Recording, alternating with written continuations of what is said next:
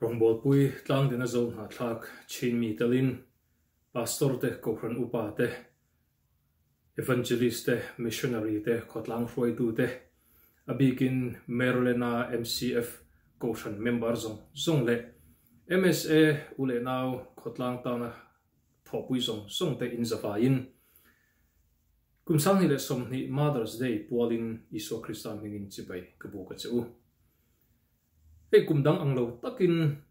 lockdown te stay at home order te awangin biakin te kan lo khara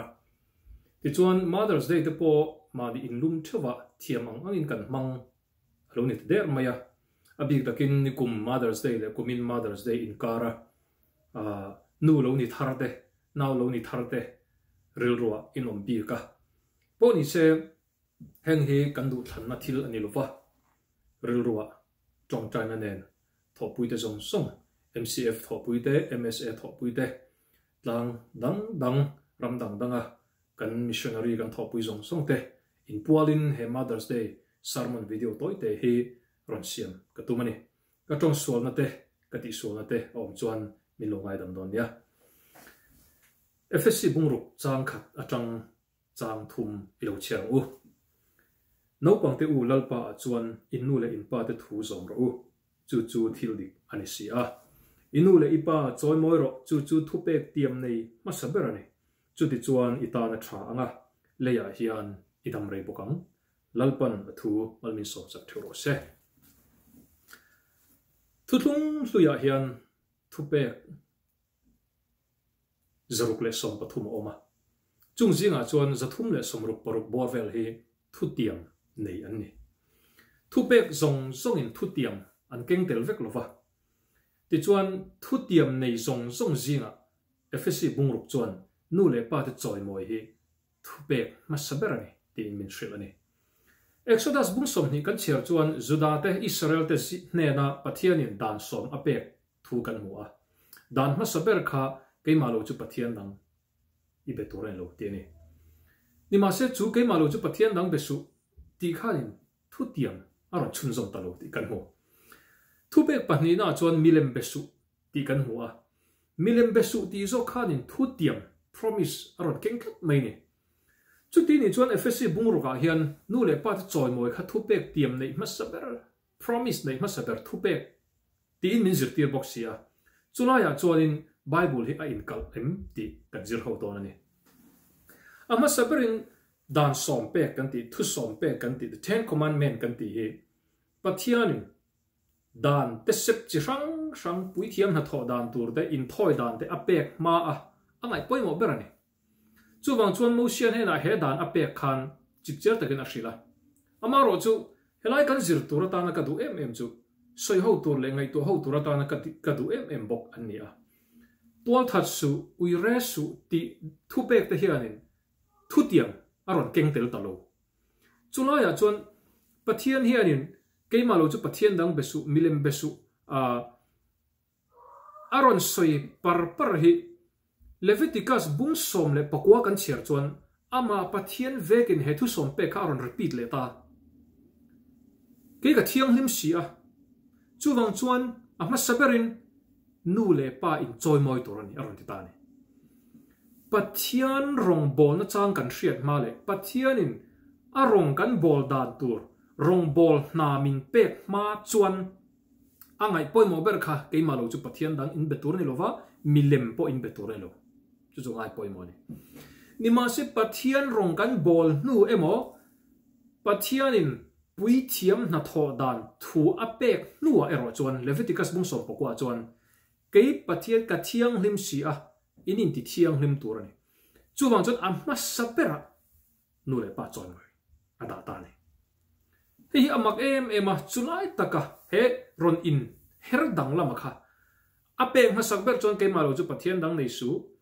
pui thiam na an tho fe nuwa pathian an hriat chen nuwa chuan ke malo chu pathian dang nei su ti ai inu le ipa choi thiam to ken ti hen kan soi fia do nei malakia bungthum kan chiar chuan engwange pathianin mechel mi pa nu pa asiam chiang takin min hril fia pathian ngai saktu chitha azong ani ati pathianin ama ngai saktu turin ama rongbol saktu turin mihring asiama chu mihring asiam ang chia chuan nupa asiam ta a nupa asiam na chan po akuta asiam le nun na tho a thok lu zel ngai to lovin nu le pa chitha a in tha pung thei tur khan mihring khamin lo duang ta chu tia min duan ang chuan nu le pa kan lo in siam nga nu pa kan lo in tha pung zelanga ti chuan chung kan tha zel ta chu ama pathian rong bol tu tur ama ngai sak tu tur a be sei zel ti na ne chu wang chuan bo chiat na awalin eden huana tangin no choin om to ma ila pathian be sei na mi hring te asiam chana a be sei na ero chu ala bolo awangin chandam tu pekin kan omani ka chu wang chuan pathian in min siam dan ko nga hian thil chi thum culture chi thum tarlan ka duwa pakhat chu theonomas culture ani a theo pathian nomo law theonomas culture kan de chuan pathian dan zom du na culture tinani pathian dan zom du culture hi poi mo ema pakhat na mizo te christian kan ni ma isu christam hing po kan shet ma ke ma ni ang po kan nam song song po ka soi te langa ka huam te langa ni ma se mizo kan ni vai mizo te bi kha te khinan ka mang dol chan chen tha kan shet ma de atang hian thil thati du na tlom ngai na ai upa za na nu le pa choi moi na le ramrison lo om zia te dio torne bung som ni pasaria asoi ramrison an chedong omro se ati de kha kan lo in zirtir dai to ni le khoya tang nge min siam tu la ka tanga kan lo bowa eng chenge kan bo to eng wangi kan bo ti ro chu kan chui phato lo chui phato lo mai la pathian duan le pathian kutchuak kan ni zia chu ke ma ne hen alang ta ni pathian kutchuak kan ni zia ka sarmon hasa ka tilang to a pakhan na personality kan ti a chu kan biometric te hemi dna signature le ke ma ni mitini na uniqueness danglam na kan nei theu na chungin ama pathian angin tung chowa mi hring kan lo piang hei pathian anna le mi zong he kan ang lo in an lo na kan nei veka ni ma se pathian anna kan nei vek zo kan ni chu physical appearance ani theya mi ta mu thelo ni ma se khol thila mu thele en fia thei tam tak dna kan ti mang te po in tin chromosome atang pon tin heng genetic lampang atang te po hian mi hring kan danglam zia hi uluk taka en chon tam tak mu tur omma se kan pian phung renga chon pathian anna kan nei veka ni chu kan special na alo ta ni pani na chon morality hi ni he kan morality a hian pathian ming kan lam ma le kan hriat ma kan bo fe nuwa po itiang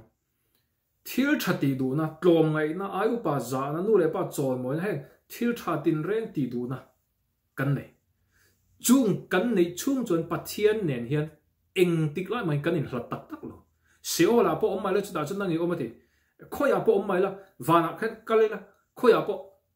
khovel to ba po pathian la ka biru na om tak tak lo a signature ke mai han kan pa ya chu wang chuanin hi pathian an pui kan ni na hi thil chi thumani a pakhat na personal ni a chu physical appearance ani a mu thei lo po in panina chon morality ni pathum na chon eternity chatuan mi kan ni na ni le kan physical appearance chu ti danglam thei plastic surgery awanga ti danglam thei engemaw zat om ma se mi thiam te nan ti danglam thei mi lo awma chu kan pian pui antina kan mit mulen zong te kan sam buang tur nge dum tur nge ti te kan chromosome ni na hemi alo zia lok sa vek heng song hi atam so chu kan ti danglam thei lo vane a pian mang lan dan nar ngul ti sei deuh ti zum deuh la moi ti por deuh heng song chu kan ti ve thei mai thei ni ma se hei aya real zok le ke ma ni na dik tak heng kan kut zum pui kha de pui kan ti danglam thei lo ni chung chu ani wangin voi ni a hian pathian an pui kan ni na hi personality te morality te eternity hemi pathum hi alo thei lovin kanzir kan chef ya ngai ta ni so kan personality chu na ka soi dong khan ti danglam thei zeu le midang mit te po he kan midang kan vo thaya midang kal te po kan ho thaya midang lung te po kan in vo thai ni ma se kan in chu sak thei mi alo kan morality zo ka hi poi mo ta chu wangin morality chuan in du thanna kan neya free will kan neya kan du thanna wang swal thei kan du thanna wanga tha thei kan ne kan du thanna ang zerin he kan physical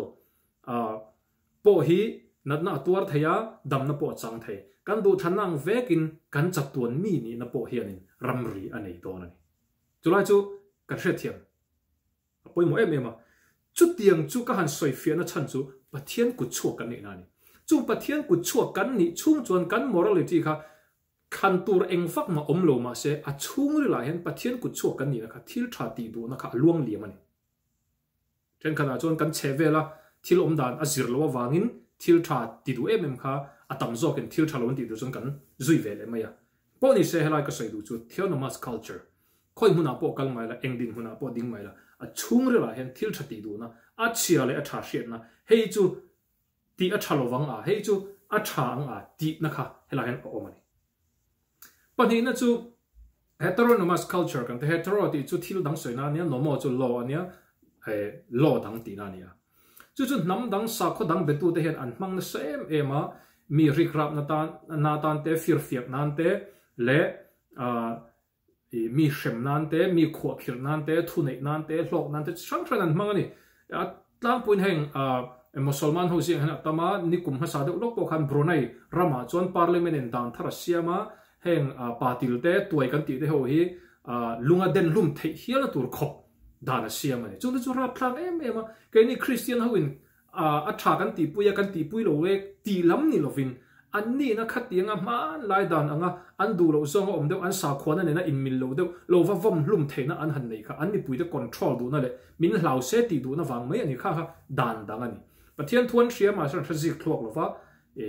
อันดูดานเลยประเทศดูค่ะอันจบตัวอันนี้จู่ heteronomous culture กันตีจุนี่ปฐุมน่าชน autonomous culture กันตีที่นี่auto จู่มาเนี่ย in rail ball นี่normal จู่ดานนี่มาเนี่ย in rail ball นะมาเนี่ย row in rail สักนัดดานนี่นั่นชินักขัน heteronomous ขัน in รัมรีอันนี้หรือว่ารัมรีอันนี้รัมรีอัปเปิลจวน in เราผมหรือว่านี่รัมรีมูเทโลนี่มาเสรัมละจักจู่ autonomous culture นี่มีส่งเฮียนี่เองหมดจ้างจวน in ประเทศถูกแค่เร่งไม่ละกันนำนูละกันดูส่งกันเรื่องเริ่มส่งกันติไหมจู่เองฟังเนี่ย autonomous culture ศิลปินนี่ประเทศดูกันเชื่อเราเรากันเสียนี่มาเสกันไลฟ์สไตล์เนี่ยนะเราอินมิลเราจวน in ประเทศถูกเราดูวินกันอมไม่เปียกนัดทัดเสียกันเสียนี่มาเสกี่มาเนี่ยเห็นให้จุกเป็นลงกับตันมังโซกี่ละกันหลอกปุยโซกันตีกี่มานี่ไงดานเลยดูดานเลยกันฟินนะกันมัดชวนนั่นแหละ my life my rule my style ตีน่าชิมฮี autonomous culture จวนจวนรำอะไรจักมูเทียนรำรีอันไหนหรอวะนี่มาเสอปอยนะจู่ autonomous culture ประเทศถูกกี่มานี่เฮลัย signature ประเทศ signature ปุตุแต่กันนี่อวางทิลชาตีดูนะฮีตุนไลค์ cover ส่วนนั้นตีปุ่นเมกะเอามาวางเฮียน autonomous culture เฮียนอารมณ์เนี่ยตัดชีนะจู่บางจวนนี่รูปชาโลติเรื่องนี้มีนั่นรูปเททิลชาโลติเรื่องนี้มีอันที่โทษจู่ไล่ตะกจู่autonomous culture อัจฉริยะนั่นนี่แล้วก็หันสวยจุดนั้นฉันจู่นู่นป้าจะจอยมวยชิมฮี autonomous culture เลย heteronomous culture เลย autonomous culture นั้นมินบวนเมกลายเห็นตัวเด็กปนนัดจางกันเสียจู่จะปะเทียนกุดชกกันนี่นะเนมเหตุตัวนี่จู่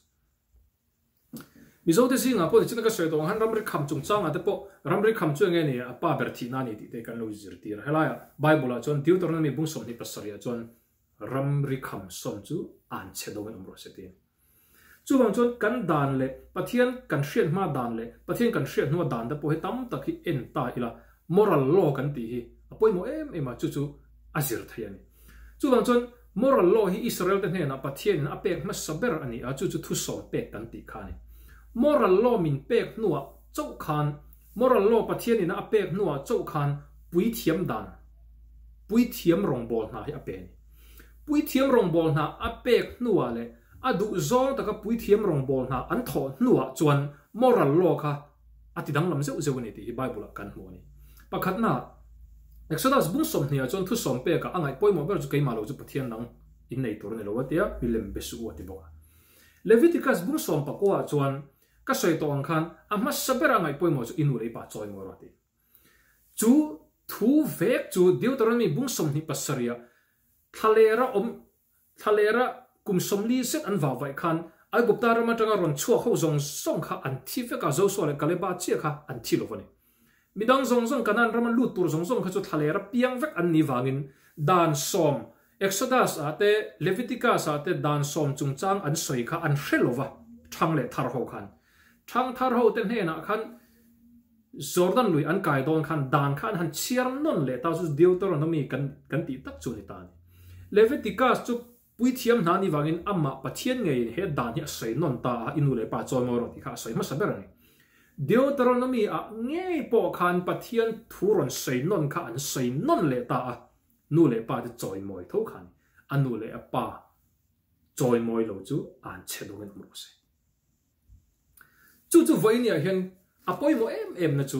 pathian dan som pek thu som pek a khan angai poi mo per pui thiam rong bol na mi hring na kan tho nuwa angai poi mo ber kha inu le pa choi moi ro de a chan chu nu le pa nu pa mang hian pathian in ama ngai sak tu a zon wa ani malake bung tum chu kan mo chu taka chu ni thu pek tiam nei ma saber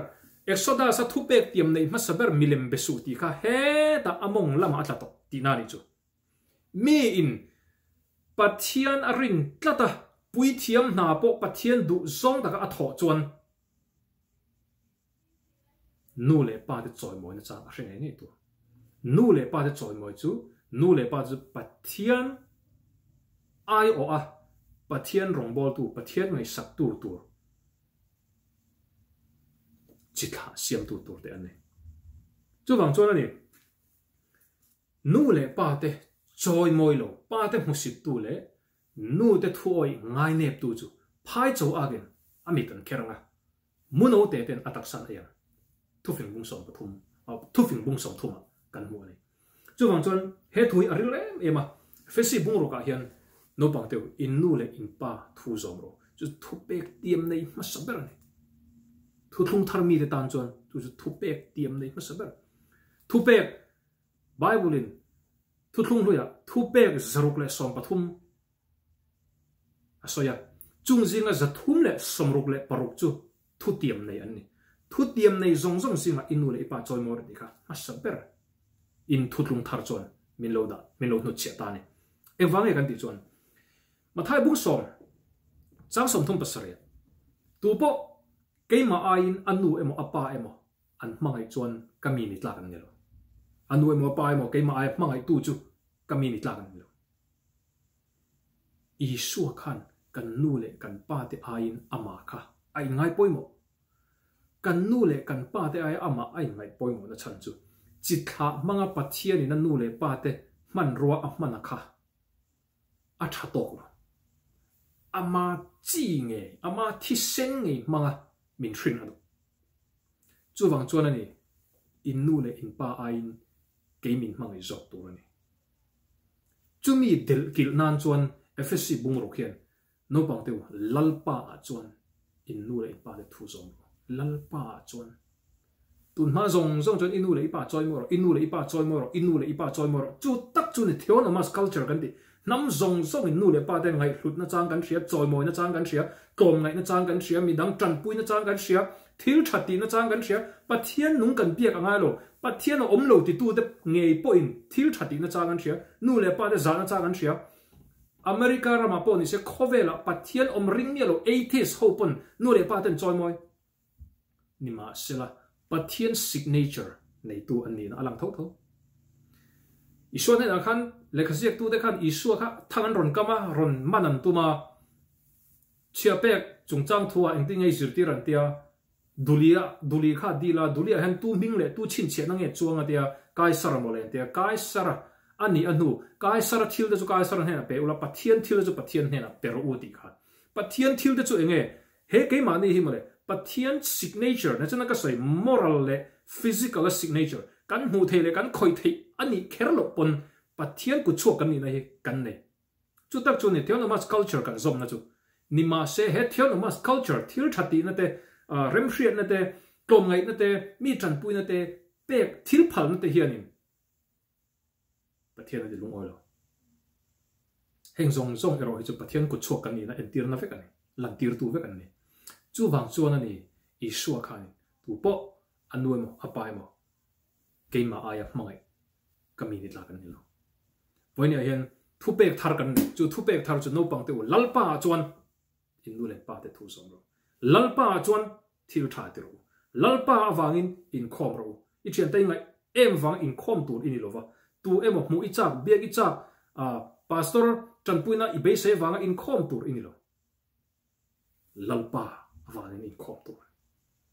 nak tu ka thui sai don awangin mo I tong ta chan na huni man don awangin thui sai bible chiar tur ini lo lalpa awangin bible chiar tur in kim kan tiap yang hen Isu Krista kan da masak ngai nu le pa de kan choi moi chung chang apo ke ni ring tu de chon Isu Krista kan choi moi phot chu mi zo nu le pa de kan choi moi Isu Krista choi moi na chang kan hret chon tu ma zir tir kan ngai lo nu le pa de choi moi na chang kan hret nu le pa de choi moi na chang hre zong zong ina Isu Krista choi moi na chang an hre lo la ya hi ni tho tur kan nei tam em na lai chu wang chon ho u nau tu kumin Mother's Day hi Bible nu tan choi moi na ni kan holem lo pa tan cho om lem lo nu om chon pa tel nge pa om pon nu tel nge nu tel lo in pa ni thai lo pa tel lo in nu ni thai lo chu wang chon nu pa min siam na chana kha pathian in chitha ama ngai sak tu adu wang ani nu kha fa hrin ringot kha ni lo fa hrin ringot in nu ani thai lo hring tu ani me hring tu nu ani lo hring tu ani me a chan chu pathian in ama ngai sak tu chitha a zon du chuan nu in mo phun sang ta kan pa in mo phun sang ta kan chu wang chu Christian chung kwa kan ti phone chan chu pa in mo phun na ne nu in mo phun na ne fa den mo phun na ne Krista en zelen chu ni wangin voinia hen mi tam tak chuan thil thati kan lo chuang mai thei ni ma se pathian mi ni thu chuan Isu Krista ngai pon abul pui ani turani thil thati konga ring lo tu kan thluk lo na tam tak om tlom ngai na konga kan thluk lo na tam tak om pek na chung chang a phei chuan kan thluk lo mai thei ke ni mi zo phei chu pek na hen kan chak em lo kan chevela nam nang te te khin chuan ni ma se apoi chuang lo kha pek na kha chan dam lo na ni chuang lo kan pek zat ang zel in rong kan bola ni mai ni ma sela helaya hian Isu Krista ain thil dang kan nu na hluber po Isu Krista ain kan hmanga yang ti hi Isu hian a hlawani chuwangin thu pek tiam le ma saber chung chang kan soi to a culture chi thum kan soi to a ke ni na kan ngai to ho le kan zir ho kan soi ho tu chu the culture of love the culture of Christ the culture of sacrifice Isu Krista mai na awanga a impum pek na culture hi ho izir no nang min mai na culture a hriat nu a chuan midang sual a khua angai dama chutiang zel chuan khovela hian khol zin le mi sang mai ani ti ain hria rem na siam tin chu culture chu voinia hian ho Mother's Day choi moi nan Isu ne na tangin thilpek don itumu kan nu de choi moi nan he mai na culture Isu Krista in pumpek na culture hi thilpek a in peng in savain lom thu ka soya lalpan tam takin ma som thuk chero se kalome